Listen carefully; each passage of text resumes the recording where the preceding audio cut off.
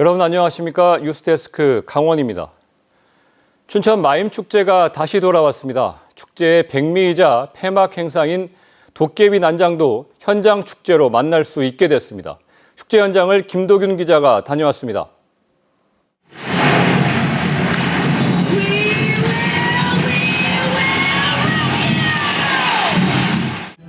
잠잠했던 춘천 도심이 시끌벅적 난장판으로 변했습니다. 코로나19로 일상을 멈춘 지 3년 만입니다. 거리를 가득 메운 참가자들은 그동안 움츠러들었던 만큼 신나는 음악에 몸을 맡깁니다. 마이미스트의 손끝에서 마법 같은 풍선 묘기가 펼쳐지고 시민 모두가 주인공이 되어 함께 축제를 즐깁니다. 보고 있으니까 너무 좀 즐겁고 행복하고요. 앞으로도 이렇게 좀 들썩들썩한 도시가 됐으면 좋겠습니다. 어떤 게 재밌었어요? 이거 공연하는 거요. 춘천의 대표 축제이자 세계 3대 마임 축제인 춘천 마임 축제.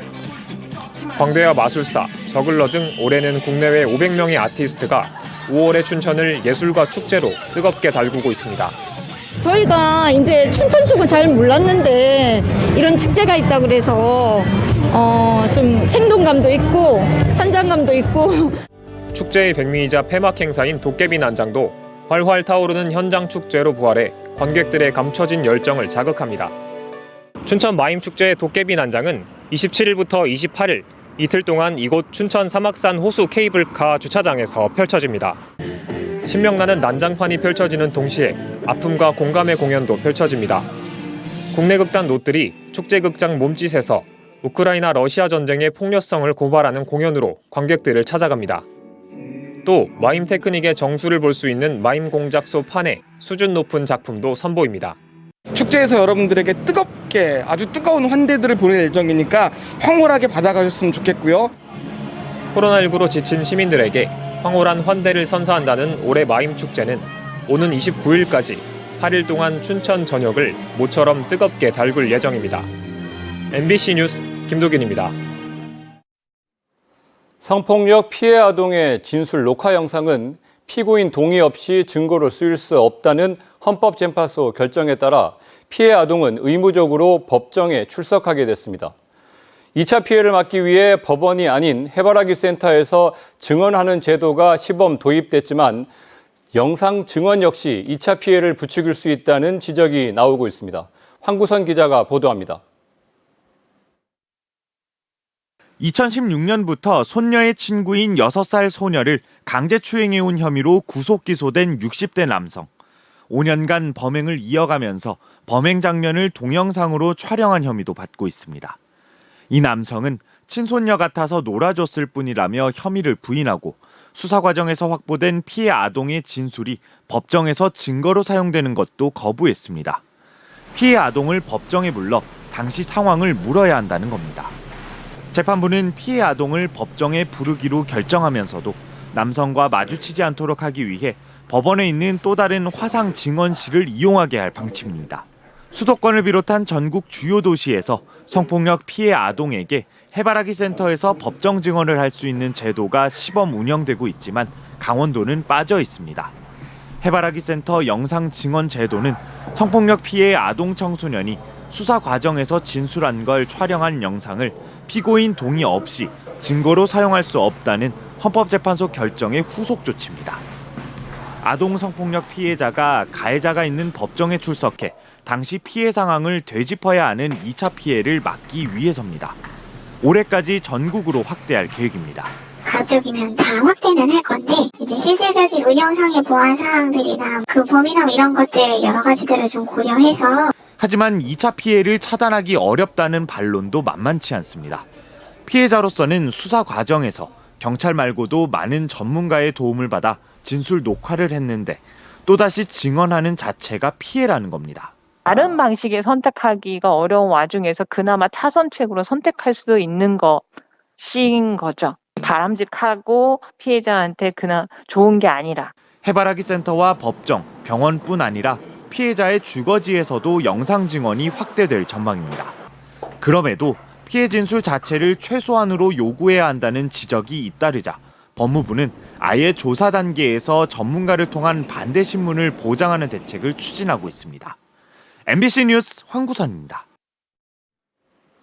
6일 지방선거에서 강원도가 접전 지역으로 분류되면서 여야 모두 중앙당 차원의 지원에 나서는 등 강원도지사 선거전이 달아오르고 있습니다.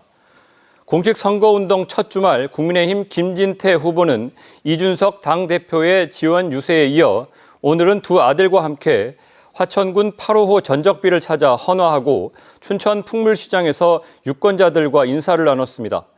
더불어민주당 이광재 후보는 박홍근 원내대표 등 지도부의 방문에 이어 오늘은 1차 선대위를 열고 선거 전략을 점검한 뒤 춘천 풍물시장 상인들을 만나 유권자들에게 지지를 호소했습니다.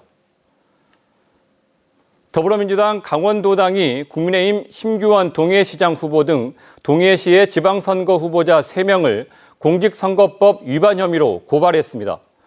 더불어민주당 강원도당은 오늘 오후 3시 20분 국민의힘 심규환 동해시장 후보와 김기하 강원도의원 후보, 이영희 동해시 의원 후보를 공직선거법 위반 혐의로 동해시 선관위에 고발했다고 밝혔습니다. 도당은 제보자를 인용해 3명의 후보자가 동해시의 모 식당에서 불특정 유권자 50여 명에게 선거 당선을 목적으로 200만 원 상당의 음식과 술을 대접했다고 덧붙였습니다. 이에 대해 심규환 후보 측은 식당에 인사차 들른 것이 전부라며 음식과 술을 대접한 것은 사실이 아니라는 입장을 밝혔습니다. 강원도가 다음 달 3일까지 공무원의 선거 중립 위반 행위에 대한 감찰 활동 강도를 높입니다. 최근 일부 공직자들을 중심으로 선거 분위기에 편승해 SNS 등을 이용해 특정 후보자를 지지하거나 반대 의사를 표시하는 행위가 나타나고 있습니다. 이에 따라 시군 감찰반을 운영하고 특정 후보자 줄서기나 내부 자료 유출, 특정 정당과 후보자 지지 또는 반대 의사 표시 등 지방 공무원들의 선거 개입 행위를 단속할 방침입니다.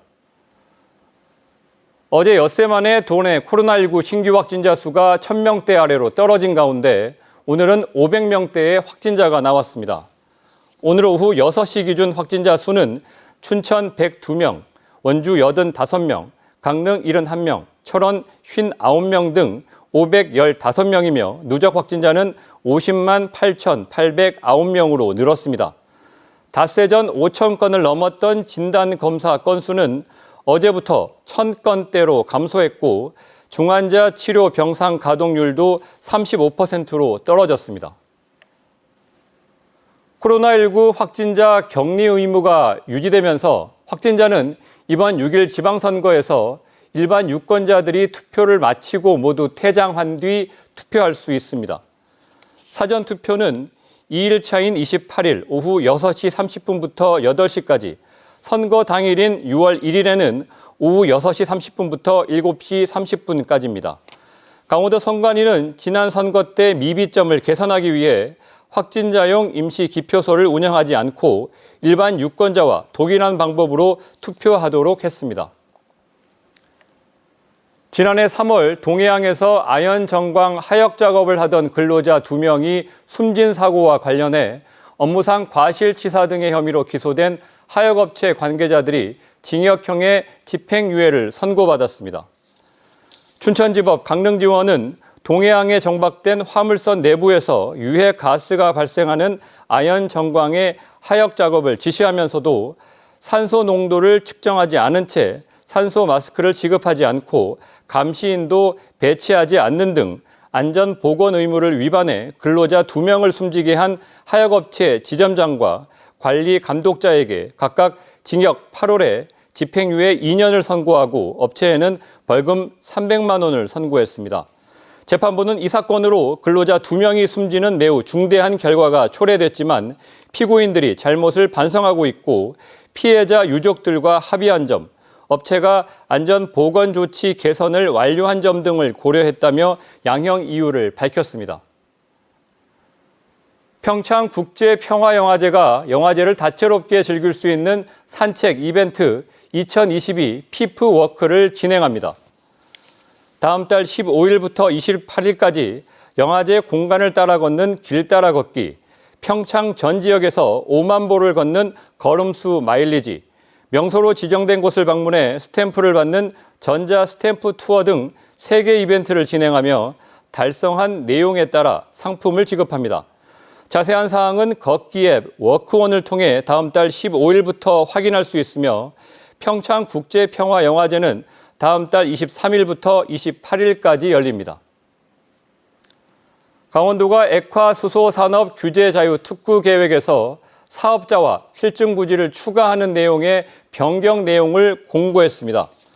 강원도는 액화수소산업 규제 자유 특구에서 4개 사업사를 추가하고 1개 사업사는 해지했으며 수소 드론 실증 부지에서는 기존 강릉 이외에 삼척과 평창을 추가했습니다. 강원도는 관련 내용을 열람하고 오는 24일 강원 테크노파크에서 공청회를 열 계획입니다. 2년 전 정부의 액화수소 규제 자유 특구로 지정된 강원도는 오는 2024년까지 액화수소 생산과 저장, 운송 등의 밸류 체인을 조성할 계획입니다. 평창군이 내일부터 지역 내 산림소득 보조사업지를 일제 점검합니다.